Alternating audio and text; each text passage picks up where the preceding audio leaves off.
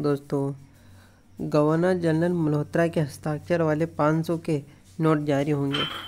तो इसको स्टार बना लिए, काफ़ी इंपॉर्टेंट हो जाएगा क्वेश्चन आपके लिए। कहीं ना कहीं एग्जाम में हमें देखने को मिलेगा ही मिलेगा। तो क्या है कि गवर्नर जनरल संजय मल्होत्रा के हस्ताक्षर वाले 500 के नोट होंगे जारी। और जारी कौन करता है दोस्तों? नोट आरबीआई करता है। कौन करता है? आरबीआई करता है। और किनके हस्ताक्षर रहेंगे 50 के नोट पे? अब गवर्नर संजय मल्होत्रा के। अगर हम बात करें संजय मल्होत्रा कौन है, तो वर्तमान में आरबीआई के कौन है? गवर्नर है। कौन है? आरबीआई के गवर्नर है। अगर हम नोट की बात करें तो नोट में दोस्तों किसी प्रकार का हमें बदलाव नहीं होगा, यानी उसमें सिर्फ हस्ताक्षर जुड़ जाएंगे, बाकी किसी प्रकार का कोई भी बदलाव नहीं होगा। जैसे हमें नोट पर महात्मा गांधी जी की फ़ोटो दिखाई देती है, वो हमें दिखाई देगी। सिर्फ चेंजेस हो रहे हैं, तो हस्ताक्षर हो रहे। क्या हो रहे हैं? हस्ताक्षर हो रहे। अगर हम बात करें कि आरबीआई की स्थापना कब हुई थी, तो आरबीआई की स्थापना हुई थी 1 अप्रैल 1935 को। कब हुई थी? 1 अप्रैल 1935 को। अगर हम इसके मुख्यालय की बात करें तो मुख्यालय कौन सा है? कोलकाता है। कौन सा है? कोलकाता है। तो एक बार फिर से मैं आपको बता देता हूँ दोस्तों, काफ़ी इंपॉर्टेंट है, कहाँ से क्वेश्चन बन सकते। अगर आपसे पूछ ले किसके हस्ताक्षर हुए, तो आपको बताना है संजय मल्होत्रा के। अगर आपसे पूछ ले किस नोट पे हुए, तो 50 के नोट पे। किस पे? 50 पे। अगर पूछे नोट कौन जारी करता है, तो कौन करता है? आरबीआई करता है। अगर पूछे वर्तमान आरबीआई गवर्नर कौन है, तो कौन है? संजय मल्होत्रा है। अगर आपसे पूछ ले कि नोट में क्या बदलाव हुए, तो आपको पता होना चाहिए सिर्फ हस्ताक्षर जुड़े, बाकी किसी प्रकार का बदलाव नहीं हुआ है। अगर आरबीआई की स्थापना पूछे आपसे, तो कब हुई है? 1 अप्रैल 1935 को। कब हुई? 1 अप्रैल 1935 को। अगर मुख्यालय की बात करें तो मुख्यालय क्या हो जाता है? कोलकाता। क्या हो जाता है? कोलकाता। इसके बाद हम देख लेते हैं दोस्तों कि जो हमें नोट से संबंधित जो क्वेश्चन है, वो कहीं ना कहीं में हम 1 या 2 क्वेश्चन हमें कहीं ना कहीं एग्जाम में देखने को मिलते ही है। तो आज मैं आपके जो नोट का जितना भी जितने भी टॉपिक वाइज है, जितने भी क्वेश्चन बनते हैं, सारे ख़त्म कर दूंगा। तो आपके लिए काफ़ी इंपॉर्टेंट हो जाता है, ताकि आपको कभी कहीं से भी अब पढ़ने की ज़रूरत नहीं पड़ेगी। आज सब कुछ ये चैप्टर आपका ख़त्म हो जाएगा। जो नोट से लेके जितने भी क्वेश्चन बनेंगे आपके, सारे ख़त्म हो जाएंगे। भारत में नोट छापने का काम कौन करता है? तो कौन करता है? भारतीय रिजर्व बैंक का आरबीआई। कौन करता है? आरबीआई करता है। अगर भारतीय नोटों पर कितनी भाषाएं होती, तो कितनी भाषाएं होती? 15 भाषाएं होती। कितनी भाषाएं होती? 15 भाषा होती है। अगर भारतीय नोटों पर कौन कौन सी भाषाएं होती थी, ये भी आपको पता होना चाहिए। तो कौन कौन सी होती? देवनागरी, अंग्रेजी, असमी, बंगाली, गुजराती, कन्नड़, कश्मीरी, कोंकणी, मलयालम, मराठी, नेपाली, उड़िया, पंजाबी, संस्कृत, तमिल, तेलुगु और उर्दू। और ये कितनी टोटल भाषाएं हैं दोस्तों? 15 भाषाएं। अगर आपसे पूछे कि 1 रुपये के नोट पर क्या होता है, तो 1 रुपये नोट पर 20 सचिव का हस्ताक्षर होता है। किसका हस्ताक्षर होता है? ये भी काफ़ी इंपॉर्टेंट हो जाता है। 1 रुपये नोट पर 20 सचिव का हस्ताक्षर होता है। और दोस्तों यही जो 1 रुपये का नोट है, इसको जारी कौन करता है? इसको आरबीआई जारी नहीं करता है। ये बात आपको याद रखना दोस्तों। बाकी नोटों को तो आरबीआई जारी करता है, लेकिन जो 1 रुपये का नोट है, इसको कौन जारी करता है? इसको वित्त मंत्रालय करता है। कौन करता है? वित्त मंत्रालय करता है। और बाकी जो नोट जितने भी होते हैं, उसको आरबीआई जारी करता है। वहीं बात करें 1 रुपये नोट पर क्या होता है, तो आपको बता दें 20 सचिव का हस्ताक्षर होता है। अगर भारतीय नोटों का कागज़ किसका बना होता है, तो 100% रुई और काटन से बना होता है। काय से बना होता है कागज़? 100% रुई और काटन से। दोस्तों आपको 100% रुई काटन लेके पैसे बनाने नहीं लग जाना है, ठीक है? ये आपको मैं बता देता हूँ। तो भारतीय नोटों का कागज़ किससे बना होता है? 100% रुई और काटन से, ठीक है? फिर भारतीय नोटों को कहाँ छापा जाता है? कहाँ छापा जाता है? नासिक, देवास, मैसूर और साल्बोनी में। कहाँ पे? नासिक, देवास, मैसूर, साल्बोनी में। अगर हम बात करें कि भारतीय नोटों की जो संख्या है कैसे तय की जाती, तो जीडीपी, विकास दर, मुद्रास्फीति और इलेक्ट्रॉनिक लेन देन के अनुमानों के आधार पर तय किया जाता है कि कैसे इनके नोटों की संख्या बनेगी। इसके अगर बात करें तो भारत में सिक्कों को कहाँ छापा जाता है, ठीक है दोस्तों? यहाँ हमारी नोटों की बात है, नोट कहाँ छापा जाता है, तो नासिक, देवास, मैसूर और साल्बोनी में। अगर आप सिक्कों की बात करें, सिक्कों कहाँ छापा जाता है, तो मुंबई, हैदराबाद, कोलकाता और नोएडा में। कहाँ पे? मुंबई, हैदराबाद, कोलकाता और नोएडा में। तो आप समझ गए होंगे दोस्तों। अगर इसके अलावा हम बात करें कि जो 10 रुपये का जो नोट होता है उस पर क्या होता है, तो उस पर होता है कोणार्क का सूर्य मंदिर। क्या? कोणार्क का सूर्य मंदिर होता है। अगर वहीं 20 रुपये की हम बात करें तो उसमें होती एलोरा की गुफा। क्या होती है? एलोरा की गुफा। और ये गुफा यूनेस्को में वर्ल्ड हेरिटेज में शामिल है। किस में शामिल है? यूनेस्को वर्ल्ड हेरिटेज में शामिल है। कौन सी? एलोरा की गुफा। और किस पे होती है? 20 रुपये के नोट पे। और 10 रुपये किस क्या होता है? कोणार्क का सूर्य मंदिर होता है। अगर वहीं हम 500 रुपये की बात करें तो 500 रुपये पे क्या होता है? लाल किला होता है और भारतीय ध्वज होता है। क्या होता है? लाल किला और भारतीय ध्वज होता है। वहीं 200 रुपये की बात करें तो 200 रुपये पे सांची का स्तूप होता है, जो कि एमपी में। कहाँ पे है? एमपी में सांची का स्तूप होता है। वहीं 100 रुपये की बात करें तो क्या होता है? रानी की वाव। यह यूनेस्को द्वारा विश्व धरोहर स्थल घोषित है। ये भी काफ़ी इंपॉर्टेंट हो जाता है कि 100 रुपये नोट पर रानी की वाव होती है, मतलब रानी की वाव की तस्वीर होती है और यह यूनेस्को द्वारा विश्व धरोहर स्थल में घोषित है। वहीं हम 5 रुपये की बात करें तो एक तरफ महात्मा गांधी और दूसरी तरफ खेत की जुताई करते किसान की तस्वीर होती है। क्या? एक तरफ महात्मा गांधी की तस्वीर होती है तो दूसरी तरफ खेत की जुताई करते हुए किसान की तस्वीर होती है। वहीं हम इसके अलावा 10 रुपये की बात करें, किसकी? 10 रुपये की बात करें तो अगले हिस्से में महात्मा गांधी और अशोक प्रतीक की तस्वीर होती है। वहीं पीछे की तरफ गेंडे, हाथी और बाघ की तस्वीर होती है। समझ गए दोस्तों? एक एक हिस्से में क्या महात्मा गांधी होते हैं, अशोक प्रतीक की तस्वीर होती है, वहीं पीछे की तरफ गेंडे, हाथी और बाघ की तस्वीर होती है।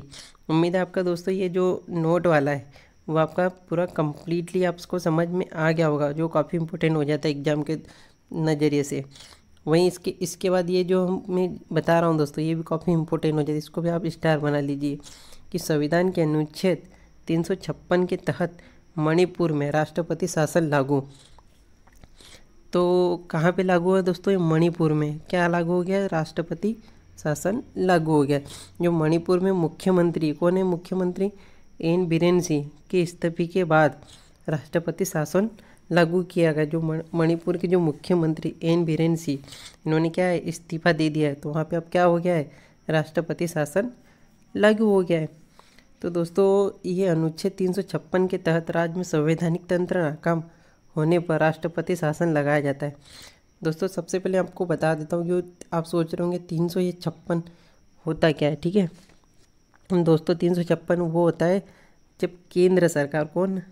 केंद्र सरकार क्या कर लेती है? राज्य सरकार को हटाकर, क्या? राज्य सरकार को हटाकर जो जितना भी नियंत्रण रहता है वो अपने हाथ में ले लेती। क्या है? सीधी सी बात है दोस्तों। केंद्र सरकार क्या करती है? राज्य सरकार को हटा देती है और उसका जितना भी नियंत्रण रहता है वो केंद्र सरकार अपने हाथ में ले लेती। तो उसी को क्या बोलते हैं? अनुच्छेद 356 बोलते हैं। क्या बोलते हैं? अनुच्छेद 356। समझ गए होंगे। राज्य सरकार को क्या है? केंद्र सरकार हटा देती है और सारा नियंत्रण है जो राज्य सरकार का रहता है वो कौन ले लेता है? वो केंद्र सरकार ले लेती है। और इसी को क्या बोलते हैं दोस्तों? अनुच्छेद 356। और दोस्तों आप सोच रहे हैं राष्ट्रपति शासन मतलब लागू क्यों होता है मतलब, तो दोस्तों ये जब कोई राज्य, क्या? जब कोई राज्य संवैधानिक तंत्र नाकाम होने पर, जैसे वहाँ का जो संवैधानिक तंत्र जो नाकाम हो जाता है तो वहाँ पर क्या है? राष्ट्रपति शासन लागू किया जाता है। और दोस्तों इसे लागू करने के दो मतलब पॉइंट अपन समझ सकते, दो कारण इसके हो सकते। पहला, यहाँ तो वो राज्य मतलब संविधान के अनुसार मतलब कार्य नहीं कर रहा। क्या है? पहला कि वो संविधान के अनुरूप मतलब कार्य नहीं कर रहा है। क्या? राज्य क्या है? संविधान के अनुसार मतलब नियमों का पालन नहीं कर रहा है, ये कारण हो सकता है। और दूसरा क्या हो सकता है कि राज्य मतलब क्या है कि केंद्र सरकार के, क्या? केंद्र सरकार के निर्देशों का पालन करने में नाकाम हो रहा है। कि मतलब केंद्र सरकार जो कह रही है और राज्य नहीं कर पा रहा है, और जो मतलब उनके जो निर्देशों का पालन है संवैधानिक तौर पे नहीं कर पा रहा है, तो वहाँ पे क्या है? राष्ट्रपति शासन लागू किया जाता है। और ये अनुच्छेद 356 क्या है? केंद्र सरकार राज्य सरकार को हटाकर पूरा नियंत्रण अपने हाथ में ले लेती है। तो आप समझ गए होंगे दोस्तों, ठीक है। तो ये भी काफ़ी इम्पोर्टेंट हो जाता है दोस्तों कि अनुच्छेद 356 के तहत मणिपुर में राष्ट्रपति शासन लागू किया गया। कहाँ पे किया गया है? मणिपुर में। ठीक है दोस्तों। इसके बाद हम देख लेते हैं दोस्तों, और ये भी काफ़ी इम्पोर्टेंट हो जाता है दोस्तों, इसको भी आप स्टार बना लीजिए कि लोकसभा संसद में 6 नई भाषाओं में ट्रांसलेशन की सेवाएं की घोषणा की। कितनी भाषाओं की दोस्तों? 6 भाषाओं की ट्रांसलेशन सेवाएं की घोषणा की। लोकसभा अध्यक्ष ओम बिरला ने, अभी वर्तमान लोकसभा अध्यक्ष कौन है? ओम बिरला। कौन है? ओम बिरला। तो इन्होंने क्या है कि बोन, डोंगरी, मैथिली, मणिपुरी, संस्कृति और उर्दू को अनुवाद सेवाओं में शामिल किया है। तो आपको ये 6 भाषाएं, कितनी 6 भाषा को क्या था आपको ये पता होना चाहिए कौन कौन सी। तो बोन, डोंगरी, मैथिली, मणिपुरी, संस्कृति और उर्दू को अनुवाद सेवाओं में शामिल किया। अगर हम उद्देश्य की बात करें कि आखिर क्यों शामिल किया, तो सांसदों के लिए संसदीय कार्रवाई को अधिक सुगम बनाना और लोकतांत्रिक भागीदारी को सुदृढ़ करना। क्या है? जो संसदीय कार्रवाई है तो उसको क्या है? सरल बनाना है और लोकतांत्रिक भागीदारी को सुदृढ़ करना है। ठीक है। और यह पर भारतीय संविधान की 8वीं अनुसूची में सूचीबद्ध 22 भाषाओं के लिए अनुदान सेवाओं प्रदान करने की व्यापक एक योजना है।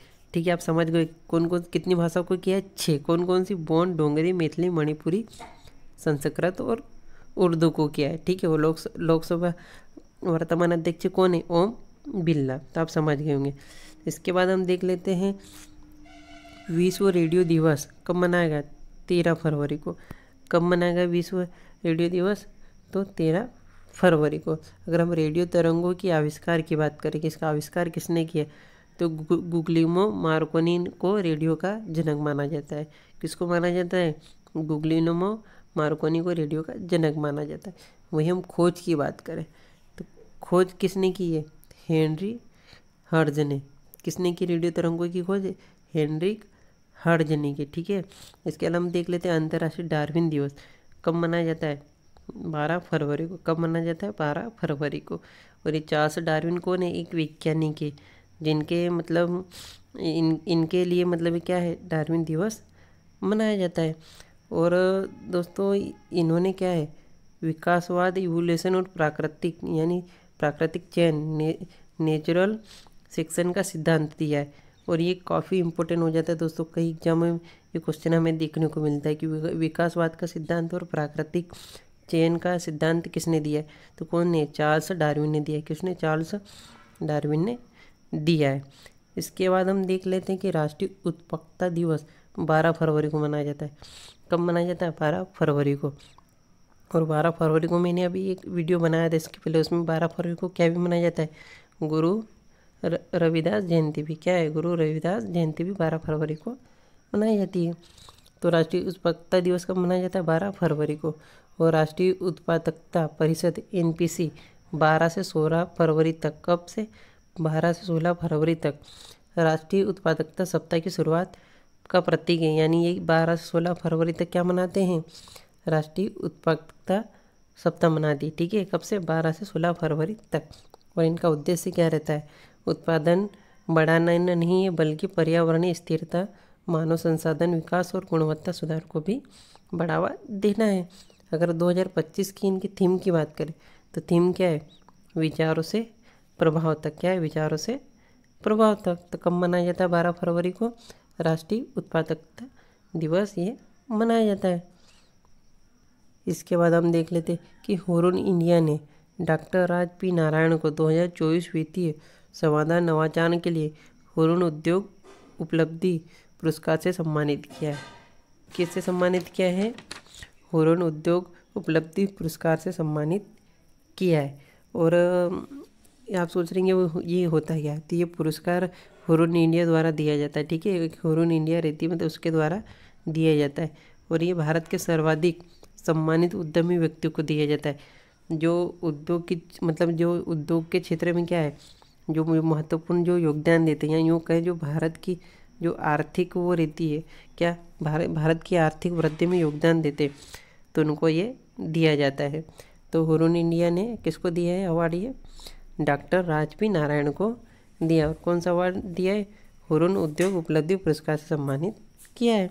अगर दोस्तों आपको वीडियो अच्छा लगा हो तो आपको सब्सक्राइब जरूर करना है ताकि आपको हर दिन करंट अफेयर का वीडियो हमारा मिल सके।